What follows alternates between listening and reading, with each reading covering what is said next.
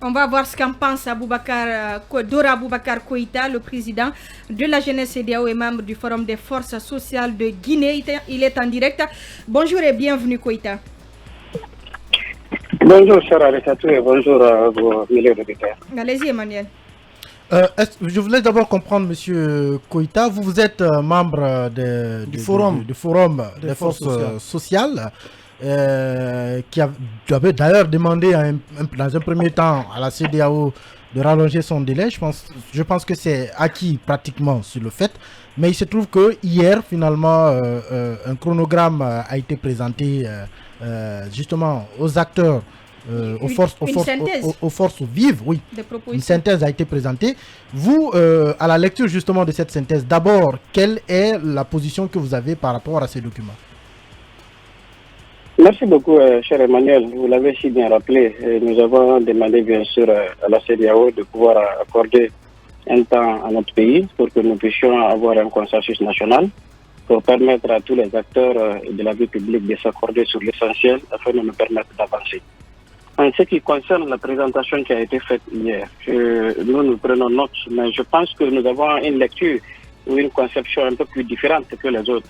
Et quand vous parcourez un peu les différentes communications que nous avons à faire et les différentes prises de position que nous avons à faire sur les questions qui ont été soulevées, essentiellement par rapport à ce chronogramme, je pense que nous devons avoir aujourd'hui cette opportunité de le regarder en face et de se dire un certain nombre de vérités. Parce que la volonté qui anime chacun d'entre nous est de permettre à cette transition de pouvoir réussir et de permettre à cette transition d'être à la hauteur de nos attentes légitimes et profondes. Et si telle est la volonté qui est exprimée par les uns et les autres, nous devons être en mesure aujourd'hui de nous dire des vérités et d'avoir un consensus qui va nous permettre d'aller de l'avant. Portant sur le chronogramme, nous, quand vous faites référence aux dispositions de l'article 77 de la Charte, la Charte elle est très claire, et parlant de la durée, qui doit être fixée en commun accord entre le CNRD et les forces vives de la nation.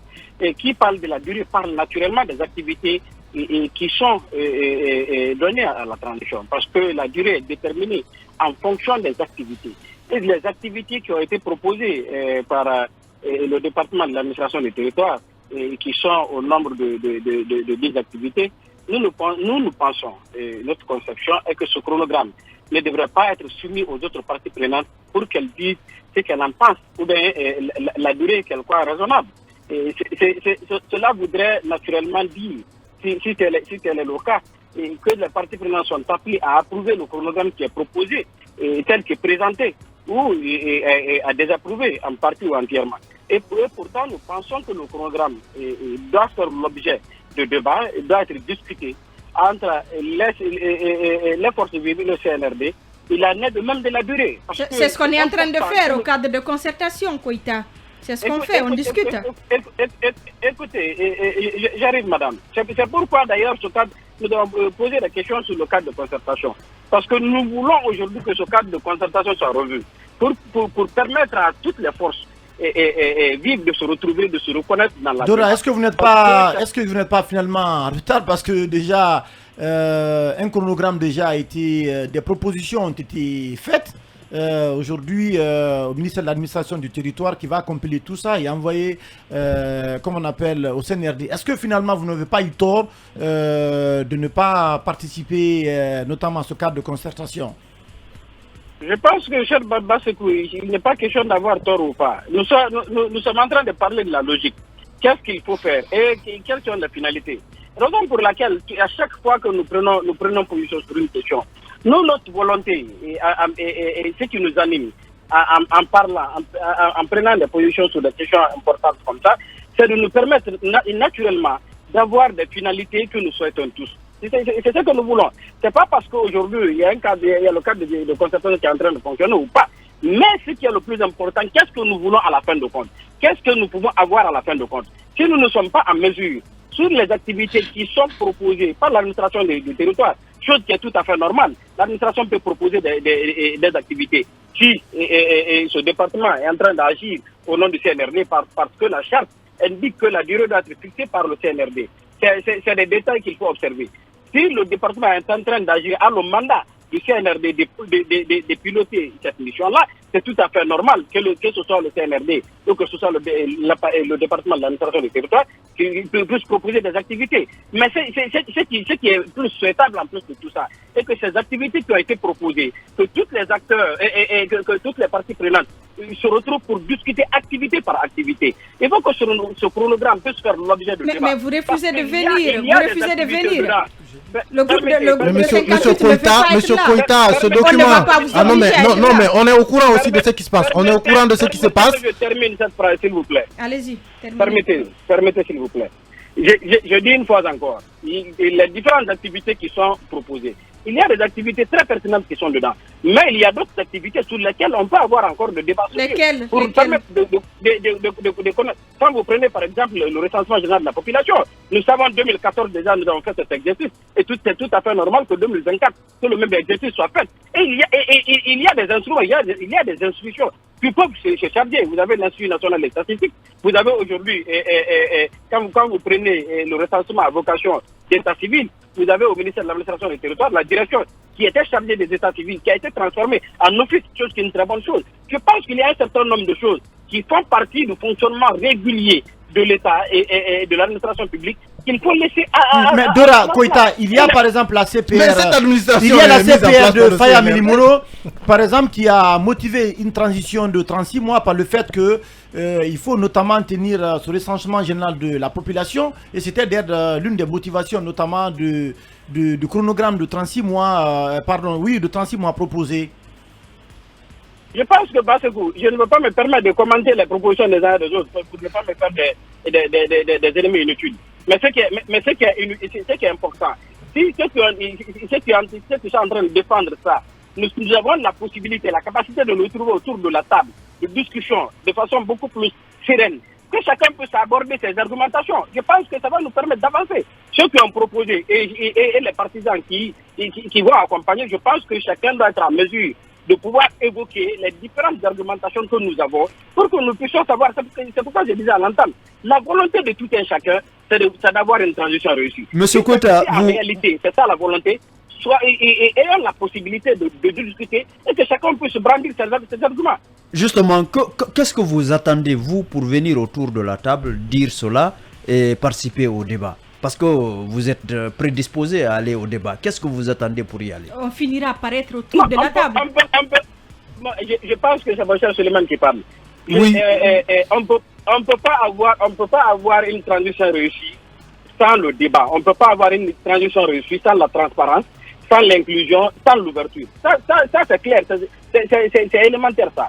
En ce qui nous concerne, nous avons toujours demandé, et vous êtes témoin en tant que journaliste, qu'un cadre de dialogue soit institué. Mais aujourd'hui, quand vous prenez le cadre de concertation, il est question que les gens viennent discuter et que les conclusions de cette discussion-là soient remontées jusqu'à ce qu'une décision soit prise à un niveau beaucoup plus élevé. Nous pensons une fois encore qu'il faut revoir un peu ce cadre de concertation pour en faire un cadre de dialogue et pour permettre aux autres parties prenantes, aux autres acteurs qui se sentent concernés par les questions qui sont posées, parce que ce sont des questions beaucoup plus importantes de se retrouver dans ce qui est en train de se faire et que ces autres parties prenantes soient rassurées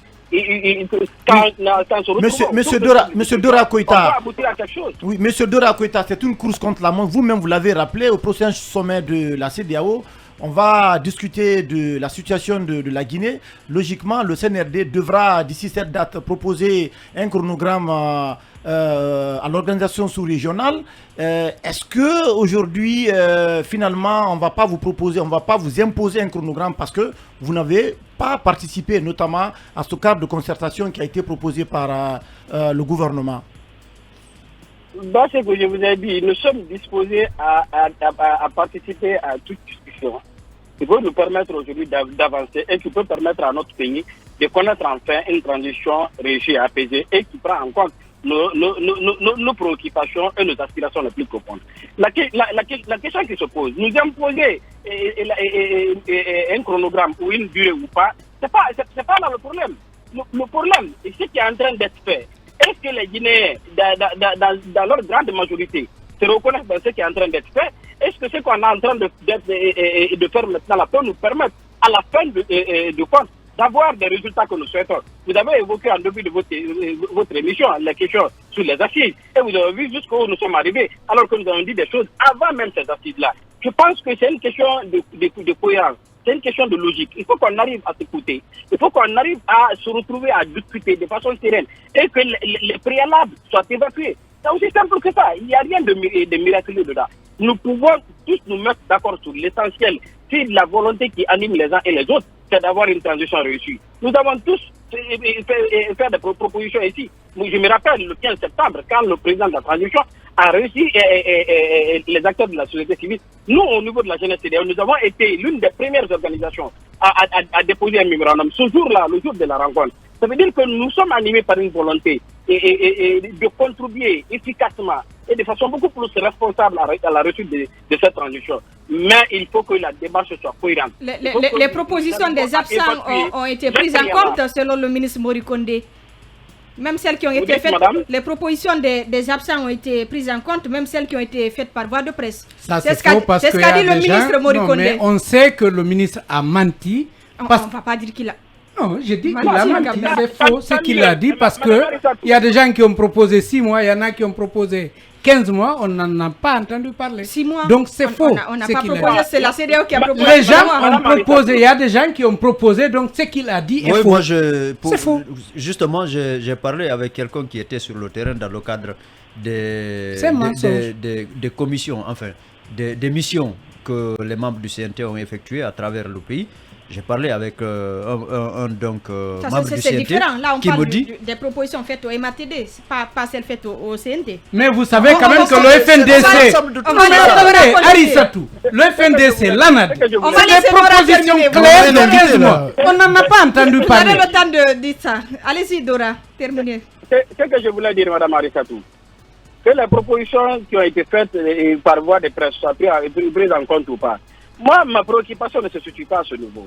Je pense qu'aujourd'hui, la seule question que je me pose, quel est aujourd'hui l'élément qui empêcherait que nous nous retrouvions autour de la table et que nous puissions discuter élément par élément et avoir un consensus national. Encore une fois, c'est vous qui refusez d'être autour de la table. Oui, M. Dora, c'est vous qui avez refusé d'être autour de la table. Écoutez, je reviens sur le décret. Vous me donnez l'opportunité de parler. Parlons-en.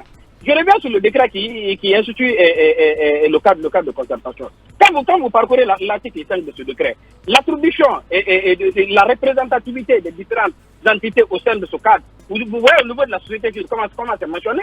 On a mentionné 5 représentants des fêtières de la société civile. Cette notion de fêtière, il faut revenir là-dessus à un moment donné. Parce que quand le débat évolue, c'est important aujourd'hui de revenir sur cette notion de fêtière et de savoir qu'est-ce qu'on veut réellement et quelle est la volonté qui se cacherait derrière. On a fait la même chose pour la mise en place du CNT. Et souvenez-vous en tant que journaliste. Je pense que le diable se trouve dans ces petits détails-là. Je suis entièrement d'accord avec vous, M. Koita. Il y a à des moments des éléments qui nous échappent. Et quand ces éléments-là nous échappent, à la fin de compte, on ne peut pas avoir le résultat que nous souhaitons. Vous savez que la volonté qui se trouverait derrière ça, c'est de mettre à l'écart un nombre important des acteurs de la société civile qui ont décidé de prendre la parole et qui ont décidé de prendre position et d'avancer. Je pense qu'à des moments donnés, soyons objectifs, soyons réalistes. La volonté qui nous anime, c'est d'accompagner cette transition. Je l'ai dit dans une de mes tribunes. J'ai dit, chères autorités de la transition, aidez-nous à vous aider. Parce que quand l'ouverture n'est pas là, quand on ne sent pas l'inclusion, quand on ne sent pas qu'on peut apporter quelque chose, ça va être très difficile de contribuer à la réussite de la transition, très malheureusement. Allez-y, Lincoln. Alors, j'ai comme impression aujourd'hui que la panne se trouverait au palais, ou vous pensez que c'est à l'administration du territoire? Non, pas forcément. Je pense qu'au niveau de l'administration du territoire, ils sont sur leur terrain.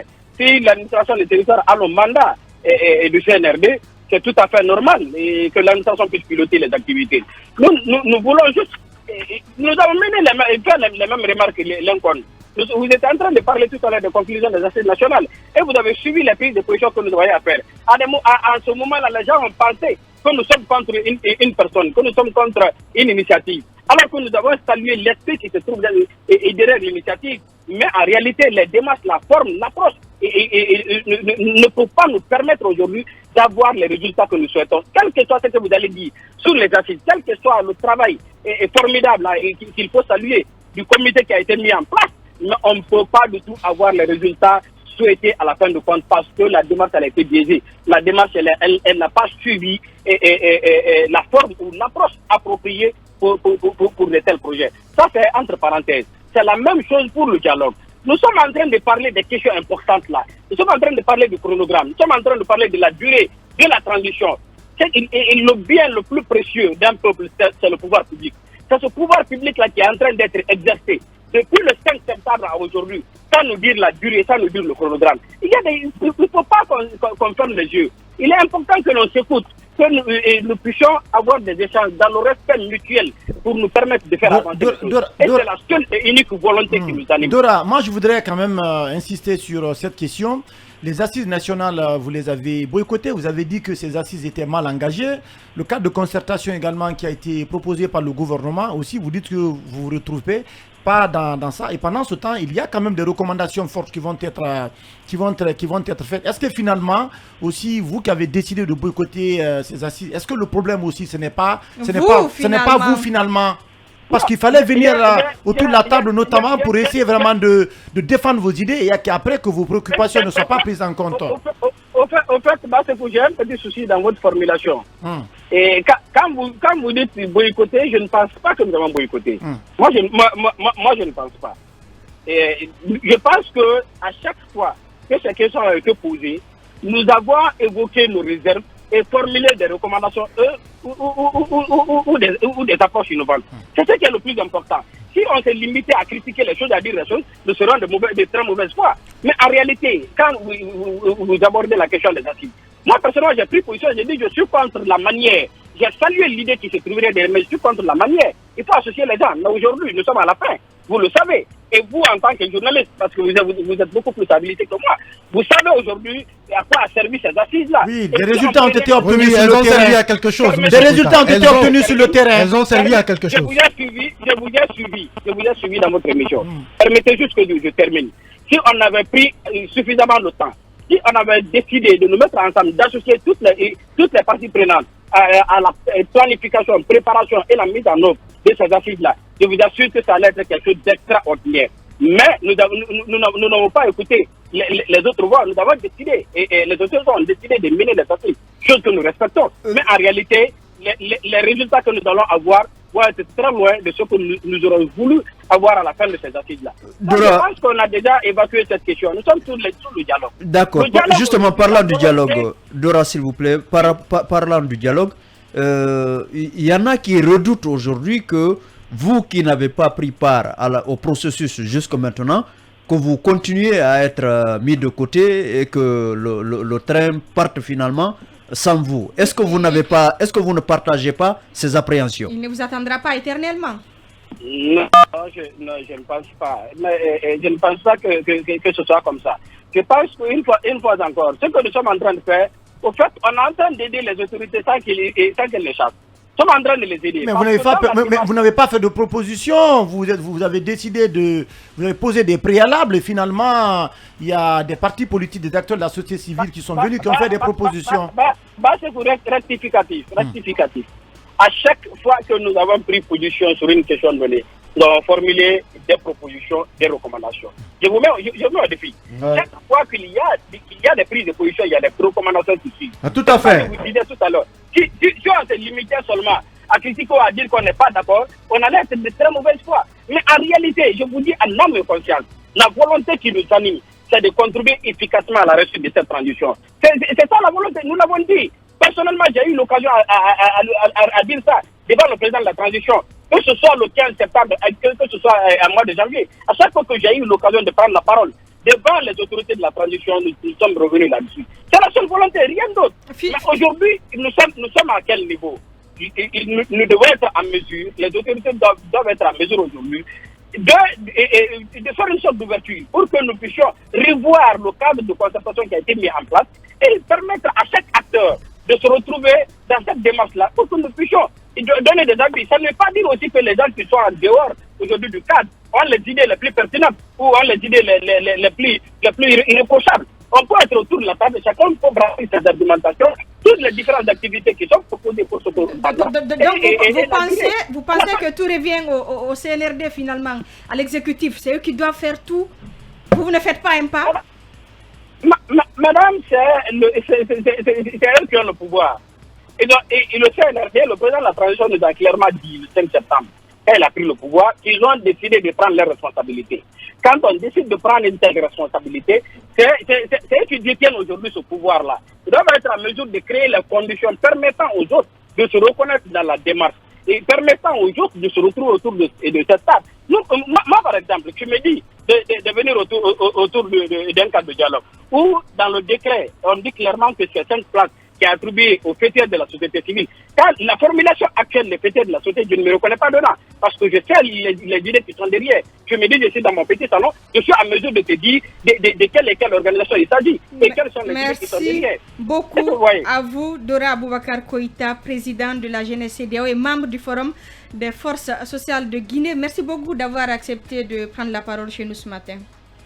C'est un devoir. Merci à vous, madame.